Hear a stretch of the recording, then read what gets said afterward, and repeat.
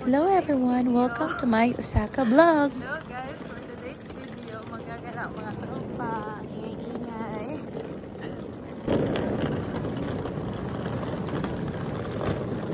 Hello guys! Saan kayo pupunta? Hi guys! Punta kami ng Osaka.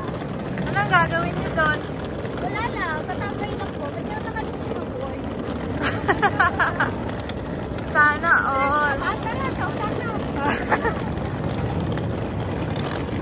Ang ingay-ingay namin sa daan.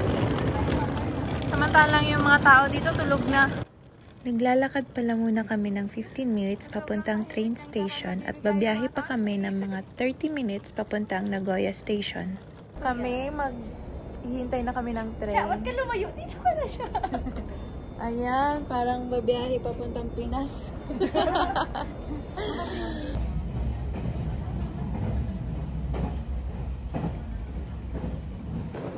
Andito na nga pala kami sa Nagoya Station at pupuntahan na namin yung bus papuntang Kobe bago kami mag-Osaka. Sinadya nga namin bumiyahe ng gabi para sulit yung oras ng gala. Ang haba ng lakaran dito sa Japan kaya dapat yung pinaka-komportableng footwear na yung suotin mo. Tingnan niyo yung mga Hapon na yan. Ilang beses pa silang magbabaw bago sila maghiwa-hiwalay. Sobrang polite talaga ng mga Japanese. Medyo nirampahan ko na nga yung lakad ko dyan para pang reels sa FB.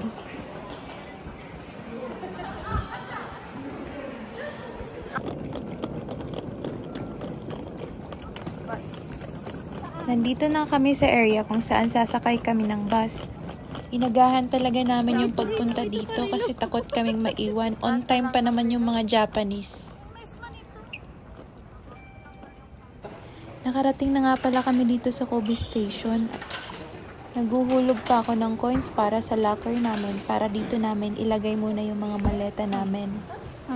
Bago kayo mag-uusaka ay maglilibot-libot muna kami dito sa Kobe City. Magandang galaan din kasi dito sa lugar na to. Malapit lang din to sa Osaka.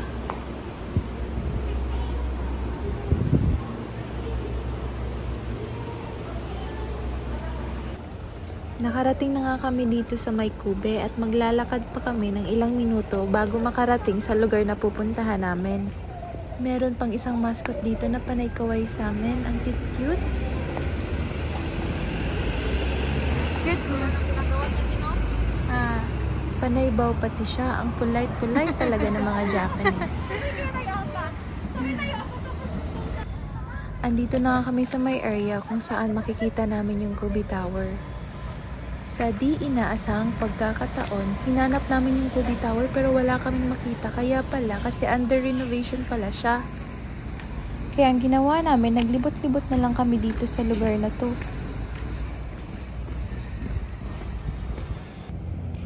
Meron din ditong Starbucks at sa likod nito ay isang magandang attraction. Sa mga hindi pala nakakaalam, Kobe ay capital city ng Hyōgo Prefecture. Dito daw yung third largest port city ng Japan after Tokyo and Yokohama.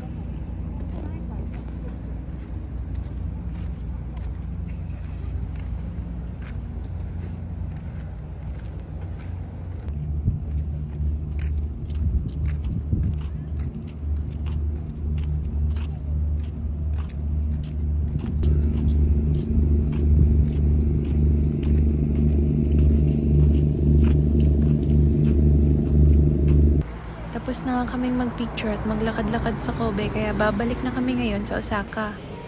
Medyo na-stress nga si ante nyo dyan kasi napagod sa paglalakad. Ang haba ng lakarin at wala pa kaming mga tulog. Pero para sa gala, kakayari ng lahat. Ayan na nga pala yung train na sasakyan namin papuntang Osaka Station. Ang convenient dito sa Japan, hindi ka talaga mahihirapang magbiyahe lalo na kapag nakamaleta ka.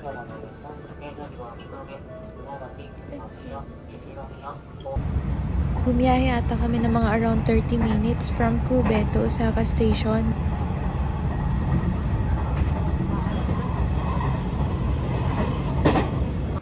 Nandito na nga kami sa Osaka Station at maglalakad na naman kami ng pagkahaba-haba at hindi namin alam kung saan yung exit dito.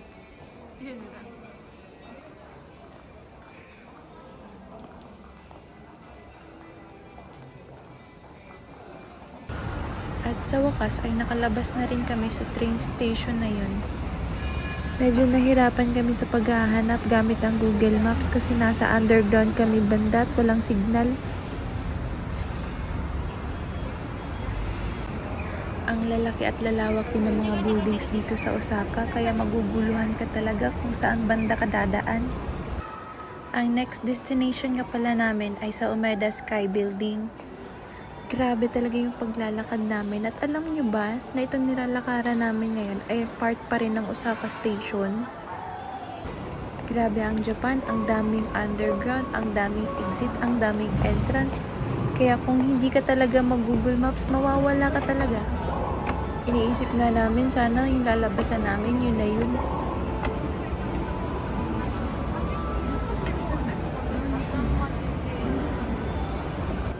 At buti na lang talaga at tama yung exit na nilabasan namin. Hi guys! Hi guys! We are going to Sky Building. Yes! Ay, Skyway. Sky Building ka.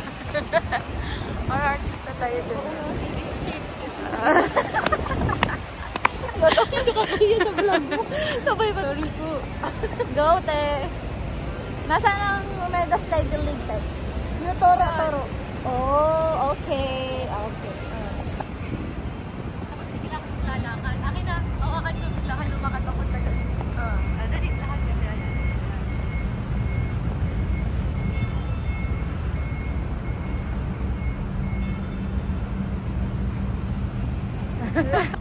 Sa haba-haba ng nilakad nakarating din, hi sa wakas.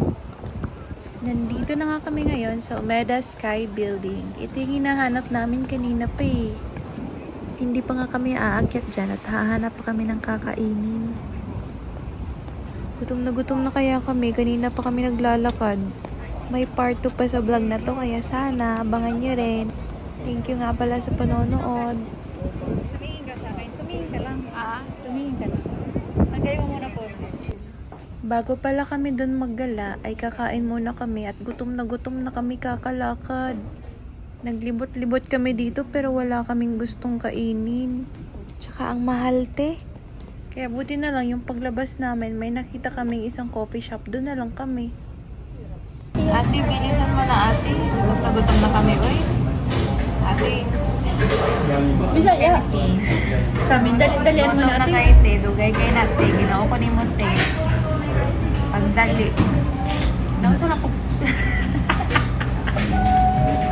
Kompleto naman ang naadala sa train. Di pa wala ma-deliver nila. Kompleto naman yung order, ba't hindi ba Ay, salamat.